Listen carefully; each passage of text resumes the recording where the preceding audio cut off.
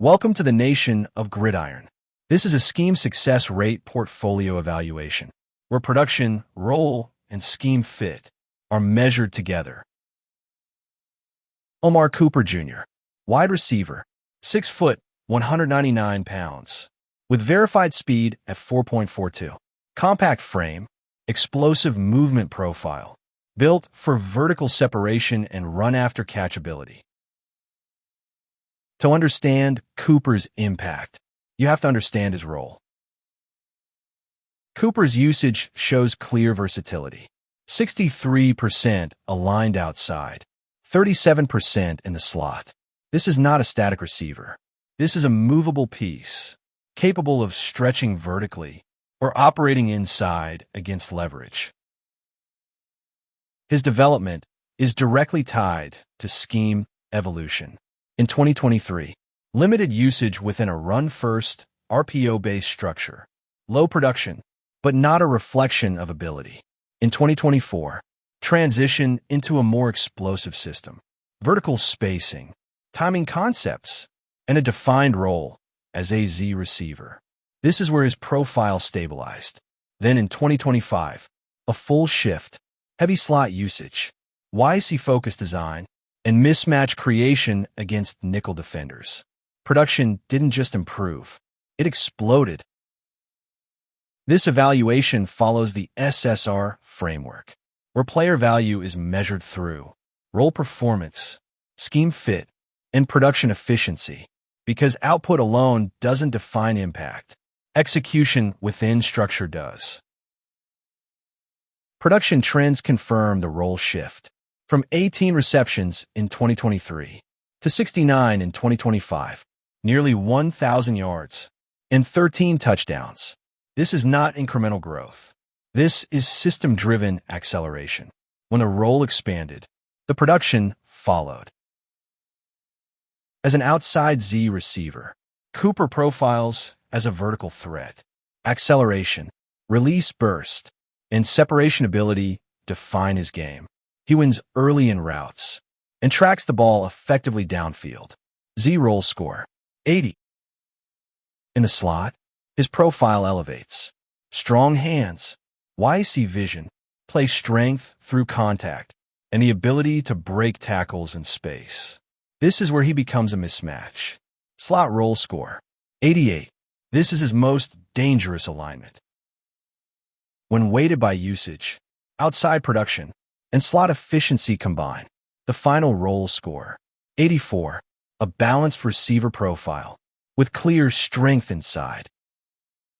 When a full SSR model is applied, roll score, 84, scheme fit, 84, production, 86, weighted together, the final scheme success rate, 85, a high-value offensive piece whose impact is driven by usage and alignment.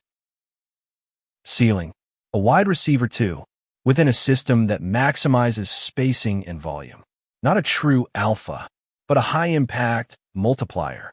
Floor, a miscast outside receiver, in a system that limits slot usage. Most likely outcome, a high-end wide receiver 2, who elevates offensive efficiency.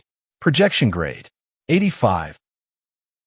The primary comparison, Amon-Ra St. Brown, a power slot receiver who wins through contact, not just separation, strong hands, high volume usage, and YAC creation through strength and balance.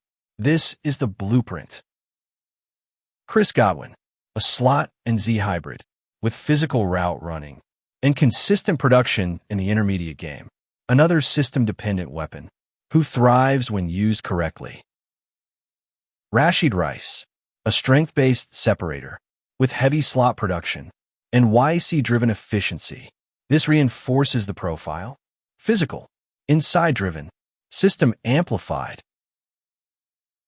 In elite scheme environments, the fit is immediate. Air raid systems maximize volume and access. Slot usage unlocks his most productive alignment. Short and intermediate spacing aligns directly with his strengths. Spread offenses create space, generate mismatches, and allow inside-out versatility. These systems don't just fit, they elevate him.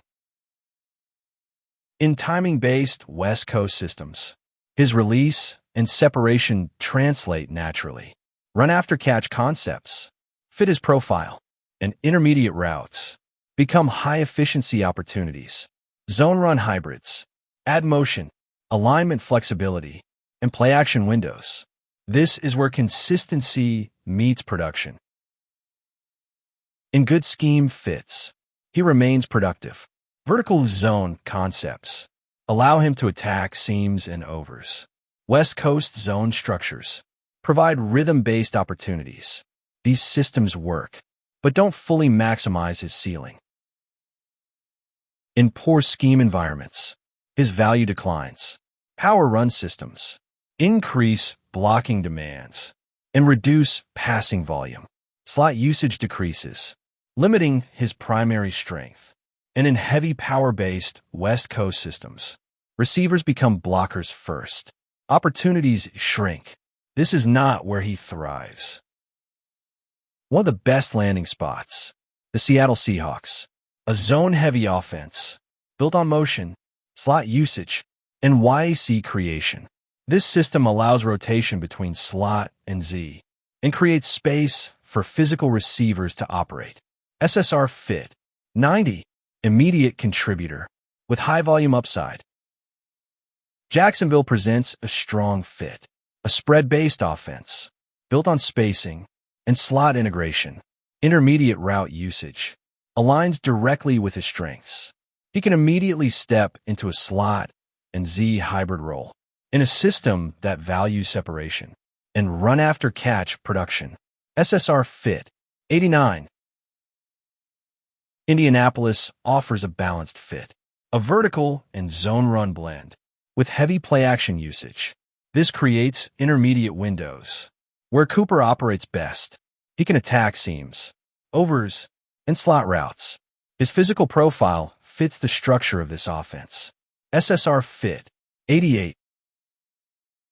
In Cleveland, the fit declines, a physical offense with heavy emphasis on wide receiver blocking. Less slot-centric usage limits his primary strength. This system reduces his impact and shifts him away from what he does best. SSR fit, 69.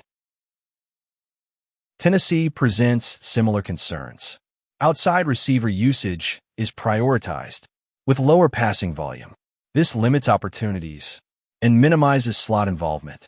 The result, reduced efficiency and a capped ceiling. SSR fit, 68. In Denver, the structure becomes more rigid, a more defined route tree, with less natural freedom after the catch. YAC opportunities decrease, and creativity is limited. This doesn't maximize his strengths. SSR fit, 70. This is the Nation of Gridiron scheme success rate system, where players are evaluated by role, by fit, and by function. Follow, subscribe, and stay locked in as we continue breaking down the 2026 NFL Draft.